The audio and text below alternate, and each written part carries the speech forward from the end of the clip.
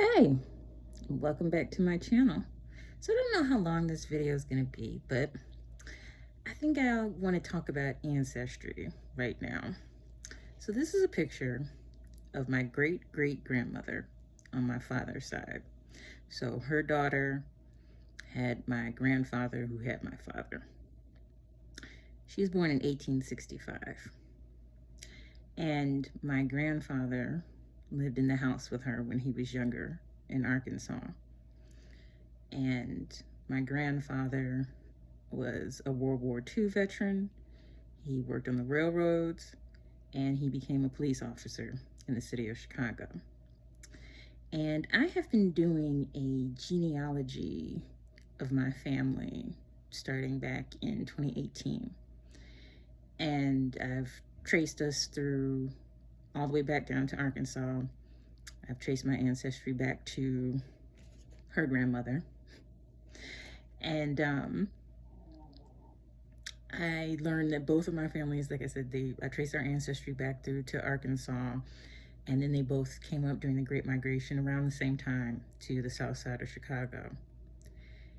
And I just keep thinking about the ancestors right now, that this woman who I never met lived through the things that she lived through with no expectation that things would get better or that we'd find ourselves in this present moment. But she lived.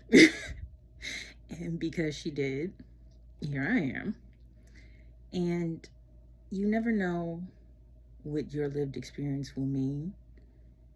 And a few years ago, my grandmother's cousin, my grandmother has passed on my mom's side.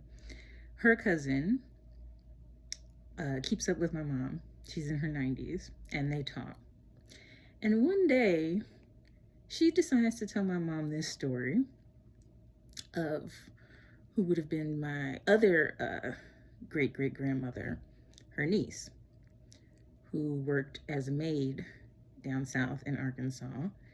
And when she came to the house one day, she decided that she wanted to go in through the front door. And so there's this whole story where she's going back and forth with the little boy that was in the house, and he kept running back to his mother and going back and forth saying she must come in through the front door.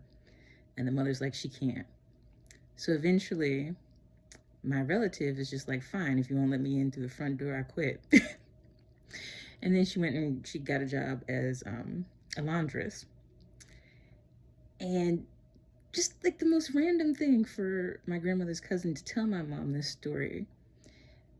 But I think it's important because these are stories that aren't in history books. You know, we get the big stories of civil rights, but we don't understand all the small stories in our own lives.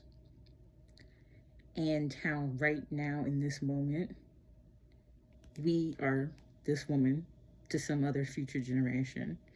And what we do now, someone will tell that story. And it's important to keep these legacies alive, especially right now. You know, if you're familiar with the miniseries Roots, one of the central parts of it was that family told the same story over and over and over about their ancestor from Africa, so they would not forget where they came from. So I know everybody's experiencing a whole bunch of different emotions right now.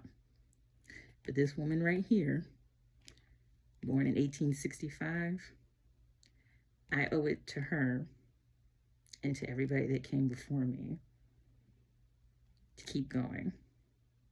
And if I have to psych myself up and talk myself into getting up every day and keeping going, I need to do it.